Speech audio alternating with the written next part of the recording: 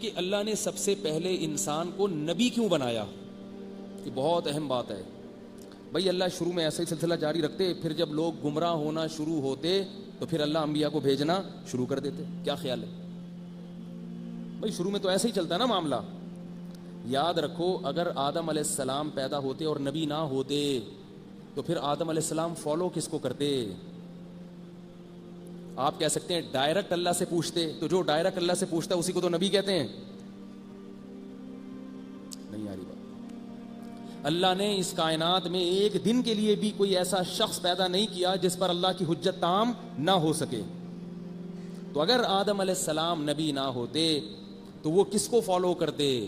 کیونکہ اللہ نے دو ہی قسم کی مخلوق پیدا کی ہے، ایک وہ جو اللہ سے پوچھ کے چلیں گے اور دوسرے وہ جو ان سے پوچھ کے چلیں گے جو اللہ سے پوچھ کے چلتے ہیں. اس کے علاوہ جتنے لوگ ہیں سب گمراہ ہیں. اب آپ میں ہم میں سے ہر شخص اور ہر عورت اپنے گریبان میں جھانکے کہ ہم اپنی منمانی والی زندگی گزارتے ہیں یا نبی سے پوچھ کے چلتے ہیں. اللہ کی نظر میں اس بات کی اتنی اہمیت ہے کہ تم نبی سے پوچھے بغیر زندگی نہیں گزار سکتے. اس کی اتنی اہمیت ہے کہ اللہ نے اس قانون کی لاج رکھنے کے لیے، اس قانون کا پاس رکھنے کے لیے اس کائنات میں پہلے انسان کو نبی بنا دیا تاکہ اس کی اولاد میں جتنے لوگ ہوں گے وہ اس نبی کو فالو کریں گے. بات آ رہی ہے سمجھ میں کہ نہیں آ رہی؟ دوسری بات یہ کہ آدم علیہ السلام میں نا تمام انسانوں کی خصوصیات ہیں، اصل تھے نا وہ، تو ان کا ایک ایک عمل حکمت سے خالی نہیں تھا. ہر عمل میں کوئی حکمت تھی کیونکہ وہ ہم سب کے ابا ہیں. ہم سب کے کیا ہیں؟ وہ ابا. اور بچہ ویسا ہی ہوتا ہے جیسے کیا ہوتے ہیں؟ ابا ہوتے ہیں.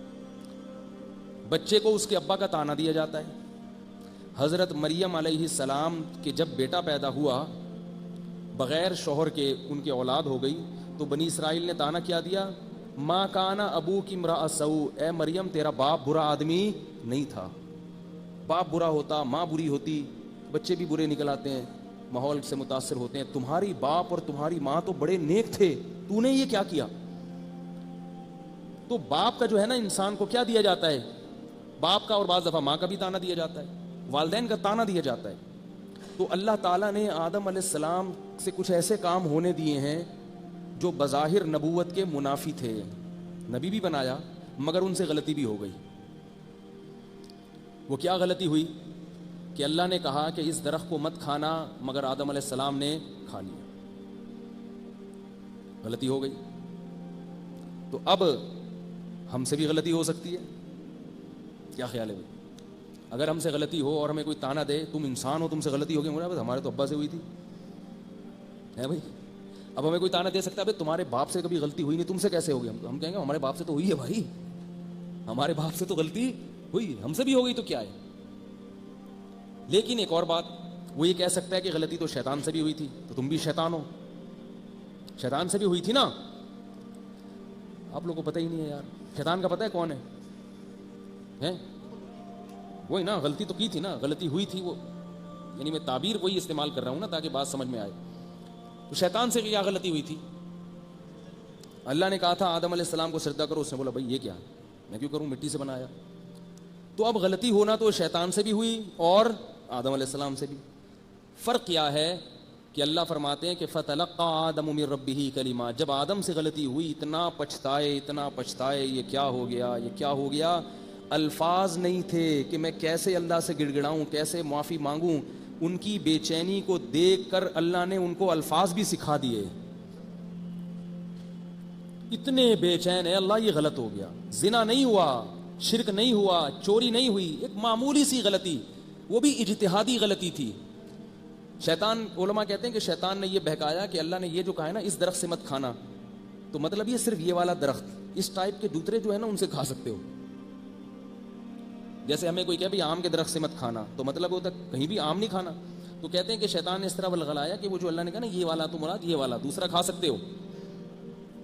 تو اور پھر شیطان نے اس کے فضائل بیان کیے کہ وہ درخت جو اللہ نے روکا ہے نا وہ اس لیے کہ اسے جب کھاؤ گے نا تو ہمیشہ کی زندگی مل جائے گی.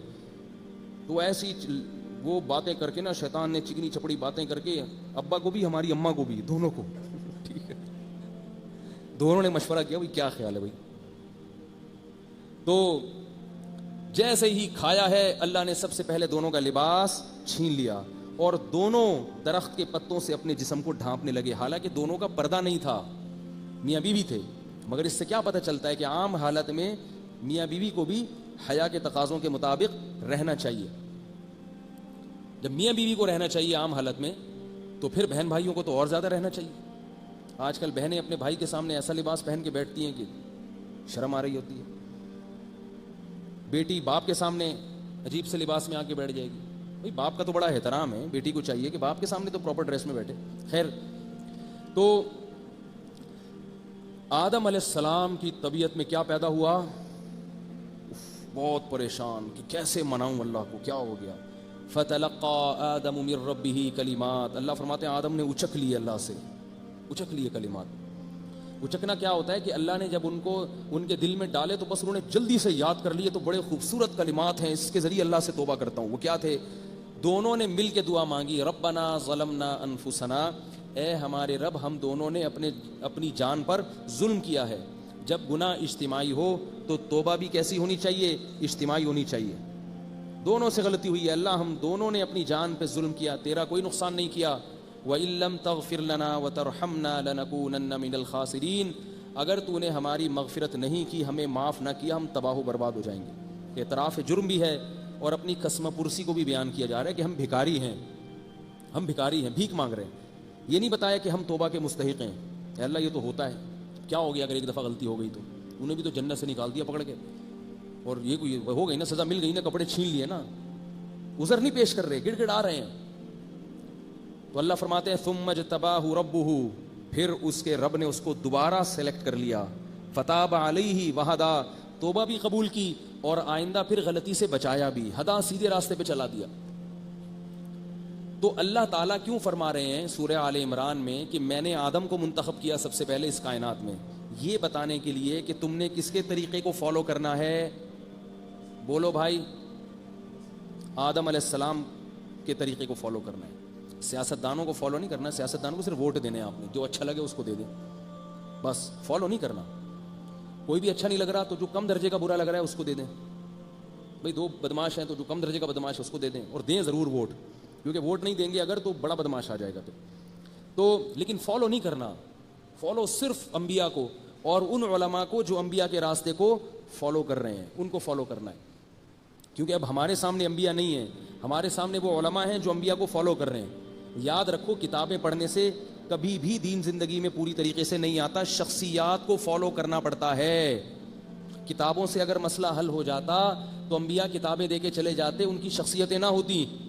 نبی جب دنیا میں آئے تو نبی کے بعد ان کے شاگردوں کو لوگوں نے فالو کیا، پھر شاگردوں کے بعد شاگردوں کے شاگردوں کو، یہ سلسلہ آج تک چلا آ رہا ہے۔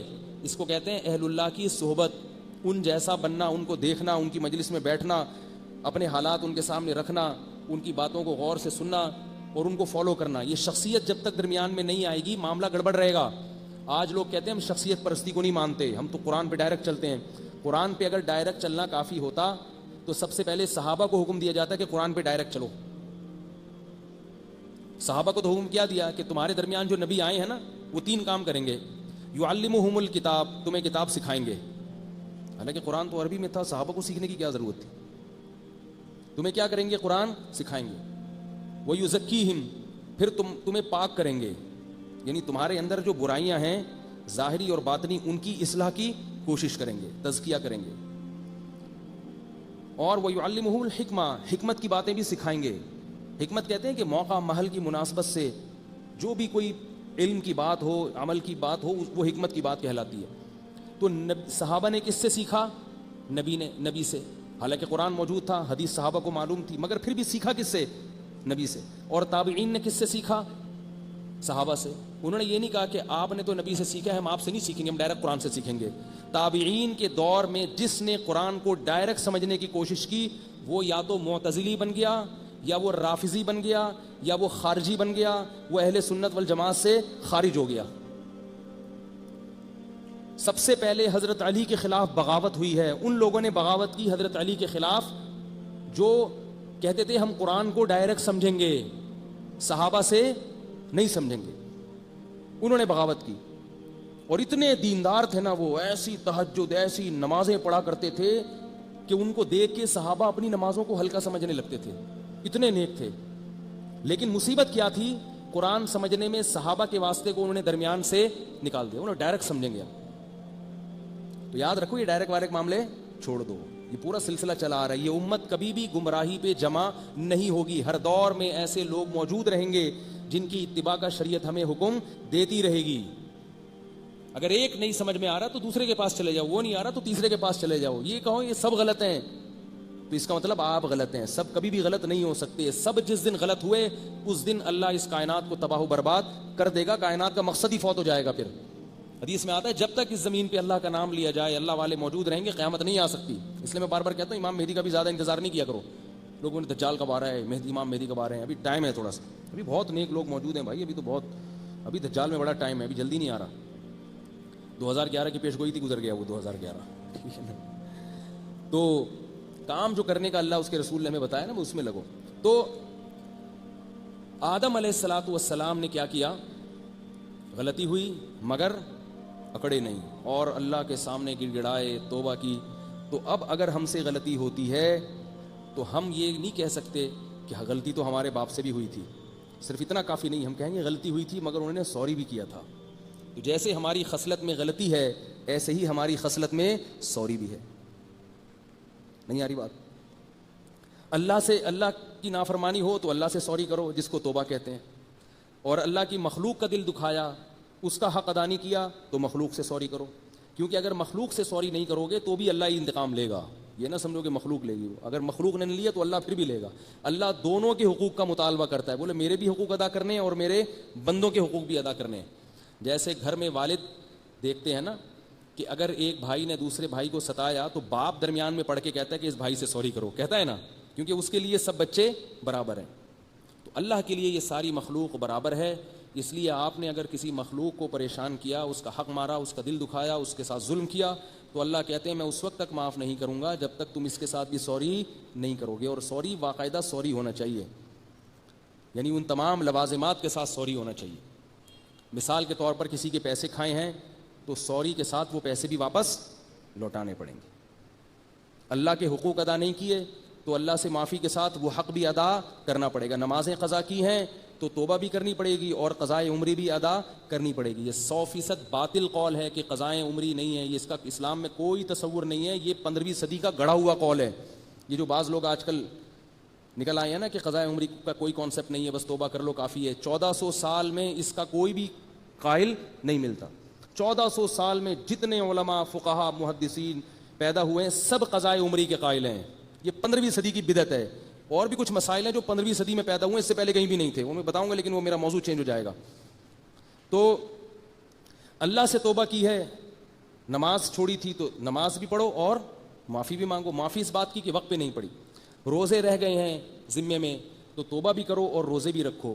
روزہ رکھنے کی طاقت نہیں ہے تو فدیہ دے دو اس کو، لیکن جب تک طاقت ہے فدیہ نہیں دے سکتے آپ.